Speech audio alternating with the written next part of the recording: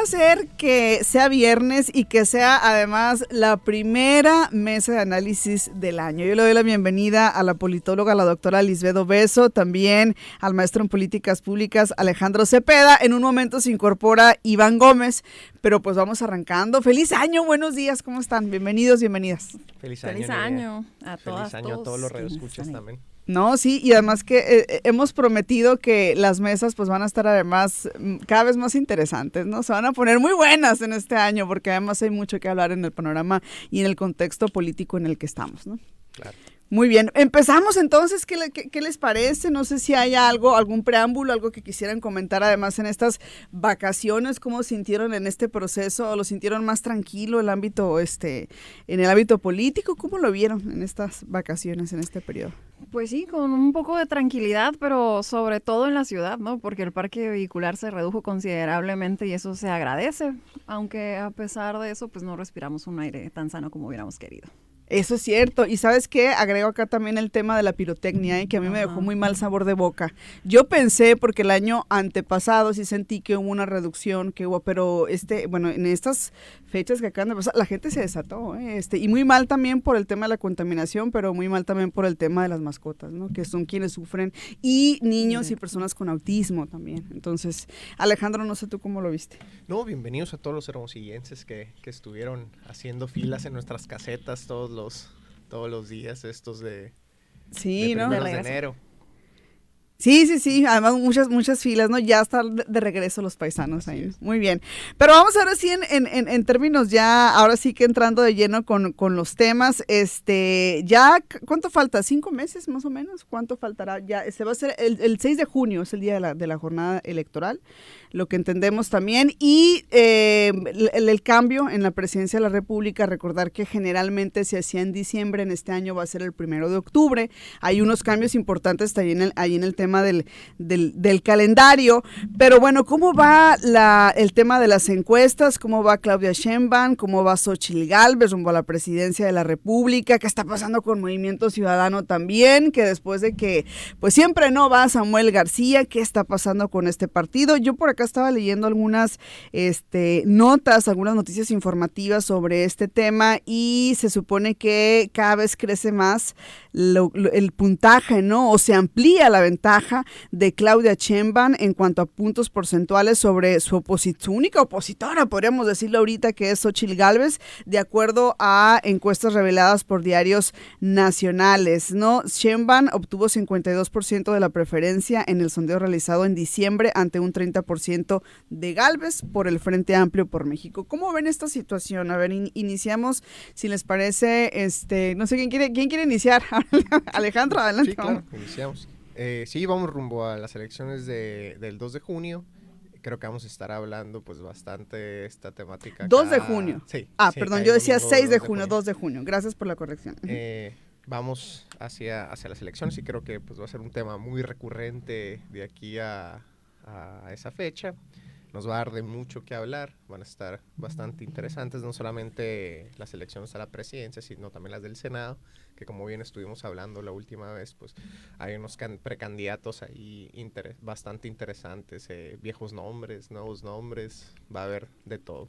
Y sí, precisamente hablando sobre esta diferencia de puntaje que vimos en la encuesta del Financiero, la última encuesta que ha salido al respecto, ya había una evolución pues bastante interesante de las tendencias, ¿no? Uh-huh. Tenemos que, nos vamos desde el año pasado, noviembre, tenemos que en noviembre Claudia Sheinbaum tenía alrededor de un 46% de intención del voto y Xóchitl tenía alrededor de un 28%, y ahora en diciembre aumentó hasta 52% en el caso de Claudia Sheinbaum y quedó en un 30% Xóchitl. Entonces teníamos que en noviembre, había una diferencia, había una diferencia de 19 puntos, mientras que en enero ya tenemos otra diferencia de 22 puntos. Uh-huh.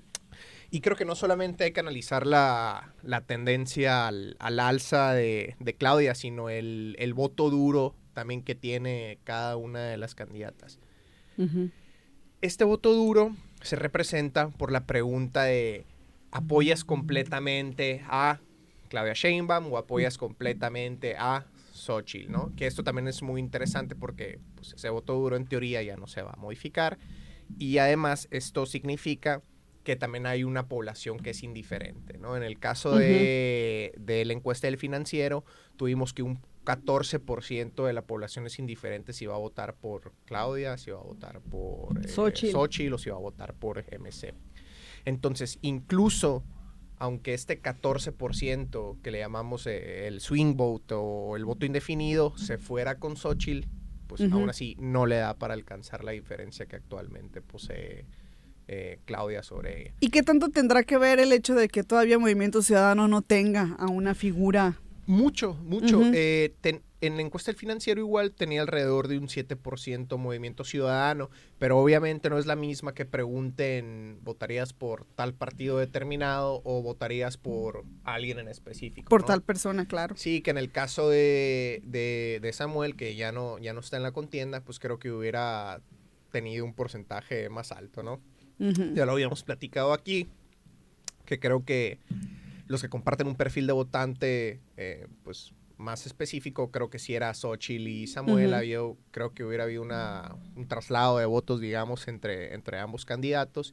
Incluso este 14% de voto indefinido, swing vote, pues creo que hubiera podido ser algo interesante para Samuel, porque los votos indefinidos podría, aquí ya estoy haciendo un poco de especulación, podría formar parte del porcentaje de población que vota menos, que son los jóvenes, ¿no? Entonces... que ese es otro de los retos también, ¿no? Para esta jornada, ¿no? Sí, bueno. súper.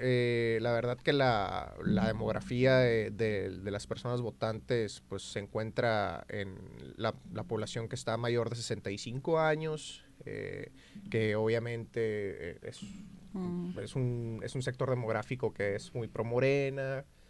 Creo que ha ayudado los programas sociales para definir esto. Y creo que va a ser difícil revertir la tendencia que se está. Así es, muy bien. 7:28. Es la politóloga Lisbeth Obeso. Estamos con el maestro en políticas públicas Alejandro Cepeda, hablando sobre cómo van las encuestas también. Tenemos que decirle al aire esta pregunta del Financiero que decía, a ver, cuéntanos, Alejandro. Y también vamos con Lisbeth, ¿no? Sí, no, hay preguntas que se hacían en la encuesta del Financiero bastante interesantes que creo que representaban, pues, creo que incluso mucho mejor que preguntar por la tendencia del voto, digamos. Una de las preguntas era, ¿con quién preferirías pasar la cena de Año Nuevo? ¿Con Claudia Sheinbaum o con Xóchitl? ¿No? Interesantísimo, ¿no? Sí, ese tipo de preguntas creo que creería que son mucho más adecuadas que preguntar solamente la intención del voto, que a lo mejor a algunas personas le podrían parecer, pues no estoy seguro. Oye, es que casi ¿con quién te gustaría tomarte una copita, no? Sí, O sea, ahí sin ofender, ¿no? Ahí no, en lo que es el tema de Año Nuevo, pero bueno, está interesante. Lisbeth, tu opinión. Adelante. Pues que esto seguramente obedece a temas de marketing político. Juan Carlos Pacheco, que es un investigador egresado del Colegio de Sonora, en su visita reciente, precisamente a partir de las fiestas decembrinas, compartía que las personas quieren sentir a las y los políticos como si fueran una especie de celebridades. Y tú con las celebridades quieres compartir, quieres estar, quieres enterarte de cuál es su vida. Entonces, compartía él que desde el punto de vista científico, eso tiene todo el sentido y justificaría por qué el Financiero está realizando ese tipo de preguntas, pensando bien, porque si pensamos mal, pues sabemos cuál sería como la respuesta de la mayoría de las personas de con quién querría pasar, dado el perfil de una y otra precandidata. Sin embargo, cuando la pregunta es más seria, cuando ya conlleva el ejercicio de los programas sociales vinculados al ejercicio de derechos, pues sabemos que el sentido de la respuesta sería otra. Pero al momento de que lo preguntas de esa manera, es como una especie de pre-propaganda también. Pues va implícita la intención. Exactamente. También ahí, ¿no? Sí, está interesante. Sí. Y esta parte humana, esta sensibilidad también que a la gente pues le interesa conocer de quienes están ahí en la política, ¿no? Sí, muy interesante que se empiecen a preguntar de otra manera, ¿no? Y en general, ¿cómo ves, Lisbeth, el tema de las encuestas ahorita, la preferencia, cómo se han ido moviendo los porcentajes, ya a 5 meses de la jornada? Pues bastante contundente cada vez, pues si se mueve es precisamente para reforzar a la que va como puntera en esta carrera rumbo a la presidencia. Y eso es positivo por el perfil de ella, porque a pesar de no ser el alma de la fiesta, a pesar de ser una mujer, a pesar de ser una científica y a pesar de no estar en las simpatías de lo que tradicionalmente había sido las élites políticas en México, que es el enfoque favoreciendo a las personas en situación de pobreza extrema, es quien ahorita tiene mayores probabilidades de llegar a la presidencia. Y eso es bastante interesante porque habría también que abonar a un análisis más profundo acerca de cómo a partir de 2018 existe un cambio en el ámbito político. ¿Se dio ese cambio en la administración pública? Sí, no, y cuáles son las cosas que faltan para aparejar esta nueva visión que promueven los políticos que están llegando al poder después de 2018 para que puedan concretar su proyecto y perpetuarse en el poder, no por trucos emergentes en el marco de los años electorales, sino porque de hecho, al transformar la administración pública, tuvieron las herramientas necesarias para que la nueva visión de la política, que es precisamente el enfoque de derechos, se haga real. ¿Por qué lo planteo de esta manera? Porque está muy vinculado con algo que necesitamos en el país, que es pacificarnos. ¿Cómo podemos llegar a tener paz? El nuevo enfoque vinculado a la paz es el ejercicio de derechos. Y el ejercicio de derechos ahora en el discurso político lo tiene la Cuarta Transformación con los partidos que están pues ejerciéndola en las entidades federativas y en la federación. Qué interesante está este punto de vista y esta perspectiva. Aprovechamos y le damos la bienvenida también a Iván Gómez, analista político, se incorpora en estos momentos a la mesa. Bienvenido, Iván, feliz año. Muchas gracias, Niria, muchas gracias, compañeros. Feliz año a todas y todos. Feliz año. Feliz año. La primera mesa del año. Y pues con mucho gusto participo. Así es, estamos en el tema de las encuestas, cómo van ahorita, y además ante la ausencia, decíamos, y también lo señalaban acá los compañeros, ante la ausencia todavía de Movimiento Ciudadano, que después de que declina Samuel García, pues no ha dado también a conocer quién va a contender por Movimiento Ciudadano, pero cómo se han movido las encuestas, las preferencias a 5 meses ya de la jornada electoral. Sí, compartiendo lo que hace un momento decía Lisbeth, los resultados de las encuestas hasta la fecha, pues la manera en la que se han ido moviendo es para fortalecer la victoria de Claudia Sheinbaum como posible candidata a la presidencia y se han ido distanciando todavía de manera más pronunciada en comparación con la segunda competidora, Xóchitl Gálvez, ¿no? En el caso de Movimiento Ciudadano, ahorita todavía estamos entre quién podría ser el candidato, pero a final de cuentas se ha mantenido el porcentaje de votación hacia este partido, que ronda entre el 5 y el 7%. Sin embargo, a mí me llamó mucho la atención y generó hasta un poco de risibilidad, pues ahora el anuncio que había hecho Dante Delgado, ¿no? de que ya venía lo que se estaba esperando y que lo que se veía que venía... lo que se veía que se estaba esperando era la llegada de Yahweh, ¿no? El niño que ha apoyado mucho en la campaña, pero que a final de cuentas cumple una función esencial ese mensaje, ¿no? Que es generar la expectativa sobre lo que está haciendo el partido político y que a final de cuentas se ha venido hablando de este partido pues, en los últimos días, ¿no? Y que no podría decir que es el tercero en discordia, que podría generar un gran cambio en el proceso electoral, pero que sí, dado el capital político que representa, pues sí podría restarle votos importantes al PAN, ¿no? Sobre todo, más que al PRI o al PRD, sino al PAN. En este sentido, comparto la idea de que cada vez son más claros los resultados que podrían decantarse en la elección y que finalmente la elección real ya se llevó a cabo, ¿no? O sea, que fue la interna de Morena, por decirlo así, entre Marcelo Ebrard y Claudia Sheinbaum, que hubo un mayor competencia entre las fuerzas políticas que cada uno representa y que a final de cuentas fue contundente el apoyo hacia Claudia Sheinbaum. En este caso ya los resultados, como han mostrado las encuestas, pues cada vez son más visibles, y que podríamos ahorita más bien ponernos a pensar en cómo este movimiento de las emociones, de la correlación de las mismas fuerzas, se va a llevar al plano de los estados, ¿no?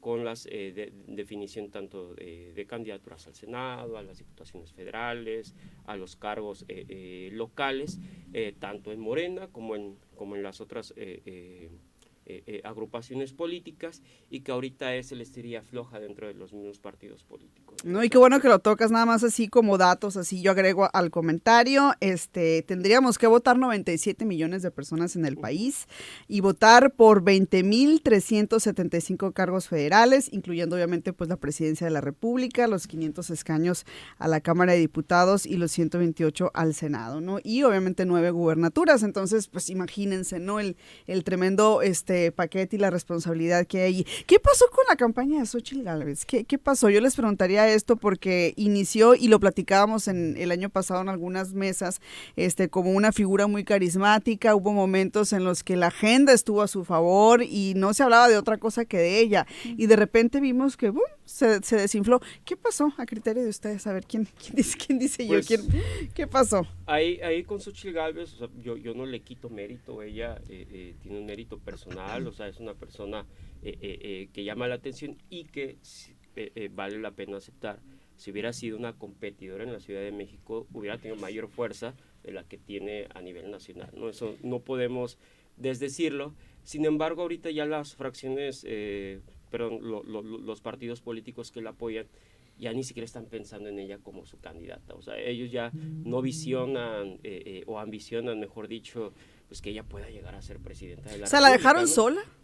Sino más bien ya están pensando en las candidaturas que se están repartiendo en los estados, ¿no? O sea, cómo se van a dividir las diputaciones y las senadurías, los cargos estatales, las mismas gubernaturas, cómo van a estar ahí la negociación política interna, ¿no? O sea, ya están pensando en eso, y tan es claro que en la definición de las plurinominales ya están los presidentes de los partidos, ¿no? O sea, en el caso de Marco Cortés ya está en el primer lugar de su lista.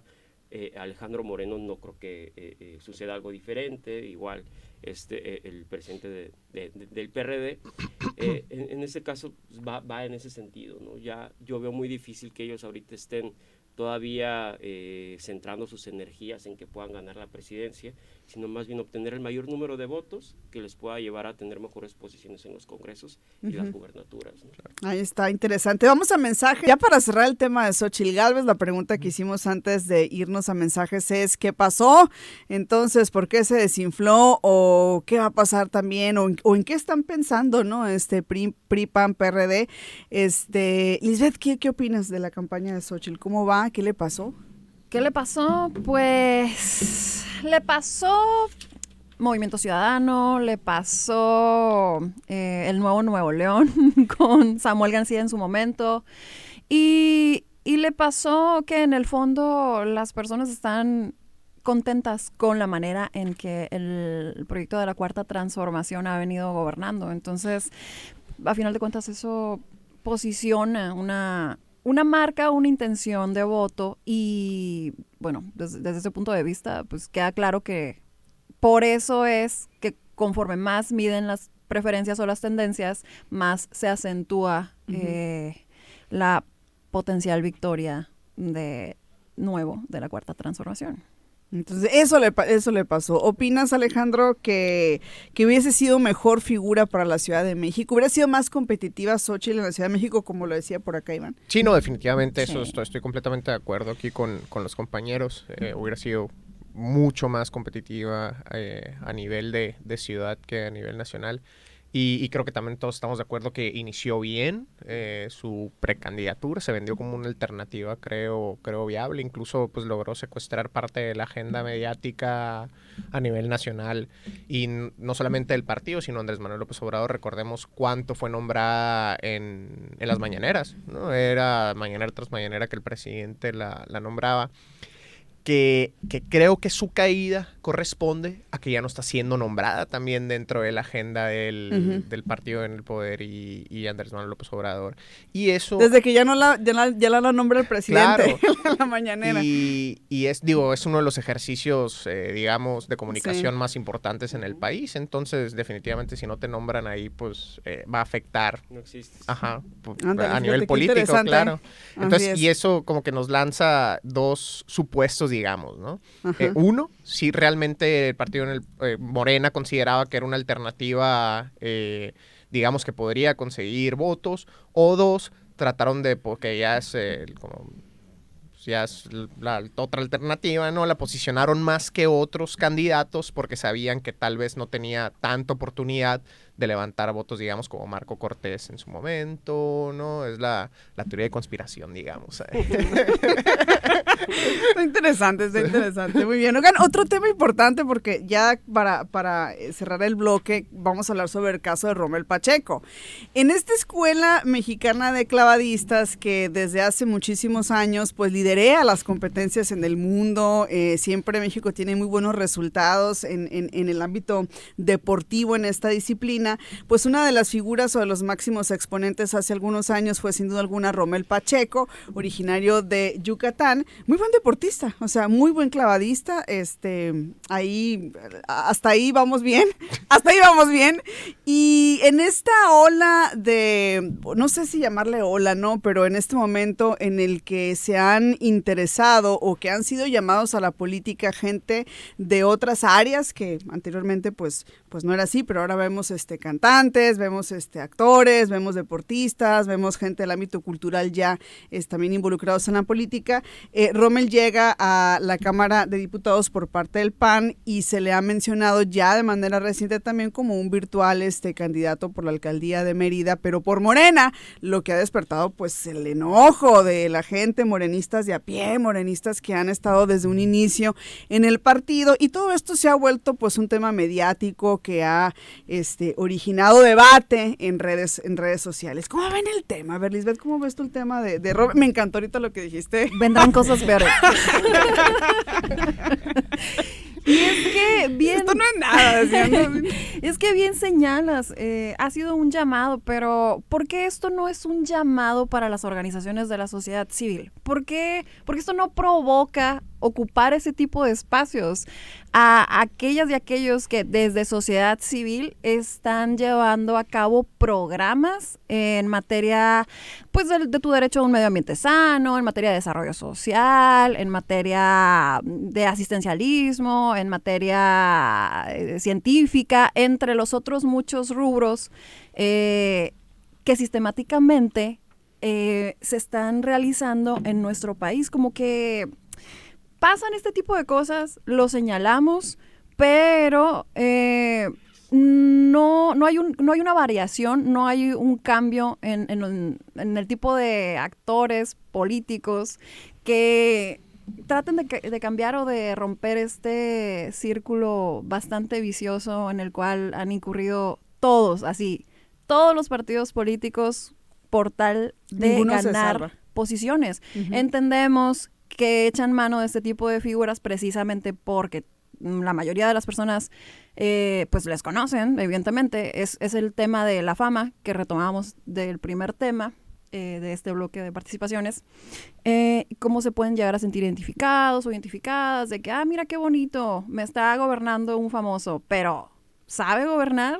No es lo mismo compartir la cena de Año Nuevo con una celebridad a que esa celebridad la pongas a gobernar. Y ese es el problema de fondo, ¿no? Que no hemos logrado separar una cosa de la otra, precisamente por esa necesidad de sentir empatía por parte de los políticos, pero una sonrisa no te garantiza la empatía, no necesariamente. Y eso es bastante interesante porque precisamente de la cadena DW estaba escuchando un documental que analizaba la psicopatía, donde qué dice interesante. que muy probablemente conocemos a más de uno en la vida porque uno de cada 100 personas lo es. Entonces te planteaba que el estereotipo de un psicópata que pues tiene sangre fría, que te trata mal, no va por ahí. Generalmente son personas muy carismáticas que cocinan, que se dedican a gerencias, y eso está bastante interesante porque pues son personas que potencialmente tú puedes ver como una aliada tuya y no necesariamente lo es. Ay, hijo, está interesante. Ajá, claro, pero el tema es cómo romper el ciclo de este tipo de problemas o de psicopatías. Eso es lo más interesante. En el documental planteaban, la naturaleza te da el arma cargada, pero es la sociedad la que dispara el gatillo. ¿Cómo lo dispara? Privándole de un entorno que le ofrezca atención, cariño y reconocimiento. Y si en las familias en México no lo están recibiendo, precisamente aquí en lo local, en Sonora, pues las llamadas al 911 por causa de violencia familiar, pues ya están en el top 2, ¿no? de incidencia, pues tendría que ser el espacio público quien sí te ofrezca una alternativa que te brinde esa atención, cariño y reconocimiento, con la cual si biológicamente ya traes una predisposición, pues te frene. ¿Pueden las y los políticos que te están pidiendo tu voto lograr una transformación en el espacio público? Ujú. Ese es el reto, ¿no? Claro. O sea, cosas que parecieran aisladas, en realidad tienen una relación directa. Y es muy grave, porque si lo trasladamos a un ejemplo muy práctico que es la salud, pues evidentemente no pondrías a un famoso que no tiene conocimientos médicos a abrir tu cabeza para Ujú. sanarte, ¿no? Exacto, y qué interesante está esto, además que Sí. el hecho de que sean exitosos en un área en la que saben, en la que se han destacado siempre, no implica que sepan, como tú dices, o que tengan las herramientas necesarias para poder gobernar. Pues. Exactamente. Está muy, muy interesante. Alejandro. Sí, no, hemos tenido varios ejemplos sobre aquí en Sonora también de políticos, tanto relevantes a nivel nacional como aquí en la esfera local, que han sido atletas y que han tenido un rendimiento bastante pobre en el ejercicio de lo público, ¿no? Recordemos pues algunos diputados que han sido algunos boxeadores que han sido diputados aquí, que han tenido pues digamos un ejercicio legislativo un tanto pobre. Otros ejemplos a nivel nacional, como el caso de Ana Gabriela Guevara en CONADE, que también ha dado de qué hablar bastante. Entonces no necesariamente se traslada lo grandes que fueron, como bien dicen, en el área deportiva hacia el área política, que digo, también ha habido ejemplos en donde políticamente un atleta lo ha hecho perfectamente. No es como porque haya sido un atleta relevante, pues ya no puedes tener Claro. una buena vida política. Pero sí, en el caso de Rommel en particular, no solamente estuvo representando al PAN, sino que estuvo también en el PRI desde el 2012. Ándale. Sí, entonces en el 2012 estuvo en el PRI, en el 2018 posteriormente ya se pasó al PAN y pues ahora se encuentra en Morena, ¿no? Y he visto... El chapulineo todo lo que Sí. da, pues, ¿eh? Y he Peregrino visto- de la democracia. Incluso he visto algunos comentarios, ¿no? Comparándolo con Lili Telles en algunas... Oye, sí, de hecho esa era la pregunta, si Ajá. tendríamos el caso, ¿no? Van a decir Sí. luego las personas que son muy, que sí están del lado de Rommel, es que sabe ser equipo, ¿no? Con todos. No, Qué bárbaro. Sí, siento que no, es un escenario muy distinto el que se encontraba Sí. Lili Telles, porque definitivamente no es lo mismo pasar, o el objetivo cambió, creo. No es la misma cambiar del partido en el poder hacia un partido político, pues que... De oposición. Ajá, de oposición, que creo que se ajustaba bastante a, digamos, a su carácter, a lo que es ella, a lo que aspiraba ella. Entonces creo que el hecho de estar de ser oposición dentro del Senado le ha dado digamos, una luz, digamos, que siendo del partido político que está en el poder no lo hubiera tenido. ¿Por qué? Porque no hubiera tenido esa capacidad, creo, de discursiva que tiene actualmente, ¿no? Que pues, ser oposición, digamos, es más fácil para la gente que digamos, sabe debatir, digamos, de alguna forma. ¿No? Y la militancia también está muy molesta, ¿eh? Yo veo a la gente de Morena muy molesta. Sí. Algo que agregar también de todo este tema, de todo este escándalo, es que también Rommel está siendo acusado por temas de nepotismo. Familiares suyos pues trabajan en el gobierno, de su propia mamá, por ejemplo, trabaja por ahí en el gobierno de Yucatán. Su esposa, que además es influencer, también por ahí salieron a relucir algunos contratos que recibe también. Entonces, bueno, es todo un tema. Iván, ¿qué opinas sobre esto? Pues mi cara ciudadana comparte con Lisbeth el tema de sabiendo liderazgos sociales que tienen agendas que promueven, porque no están ahí. Pero la parte de analista pues también da un poco una respuesta con otro tema que ella dijo, ¿no? Que al final de cuentas estas figuras cumplen una función que es la movilización, ¿no? Lamentablemente, por decirlo así, muchas veces figuras que tienen una agenda social, ciudadana, pues no son políticos, no son captadores de votos, y que en una elección se correría el riesgo de perderla, ¿no? A diferencia de estos otros actores que pudieran ser cuestionables, que no necesariamente son caras políticas, pero pues, que son reconocidos socialmente dentro de la comunidad, que sí pueden ser competitivos, ¿no?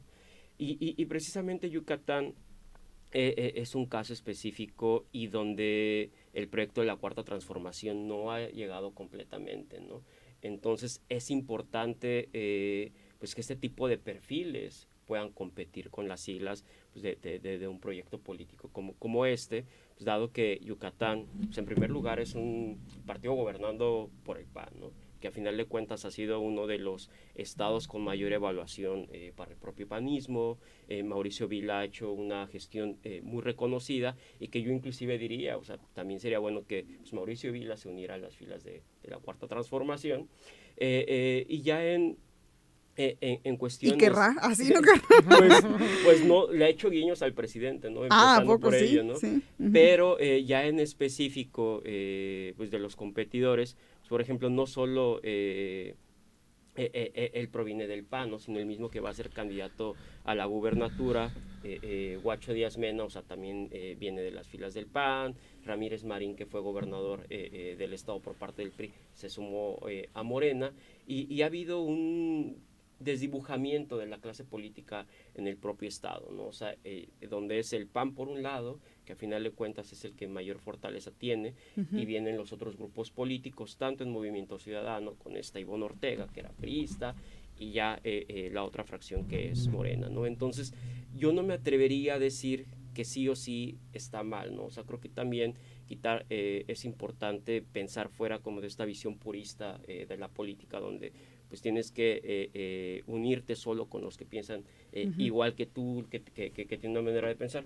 Al final de cuentas, la política es muy pragmática, ¿no? Nos guste o no, y la manera en la que se ganan elecciones es por este mismo pragmatismo, que a final de cuentas en 2018 hubo características de pragmatismo político que llevaron al presidente a ganar la presidencia de la República, y que en 2024 tiene este mismo objetivo, ¿no? Y no me va a dar tiempo de hablar a profundidad del tema, pero pues la idea del proyecto político es la construcción de una hegemonía política, ¿no? Entonces, esta hegemonía política no solo se construye solo con personas que forman parte de Morena, sino se construyen con aliados que vienen de otras fuerzas políticas, pero que te van a ayudar a encaminar tu proyecto político, ¿no? Muy interesante, yo creo que amerita una segunda parte, pero sé que para la próxima semana se van a agregar otros temas también de relevancia y de coyuntura que vamos a analizar. Por lo pronto, muchísimas gracias por acudir a esta primera mesa de análisis de este año. Como siempre, un placer, Iván, Lisbeth, Alejandro, tenerles por acá en cabina. La próxima semana por acá les esperamos. Muchas gracias.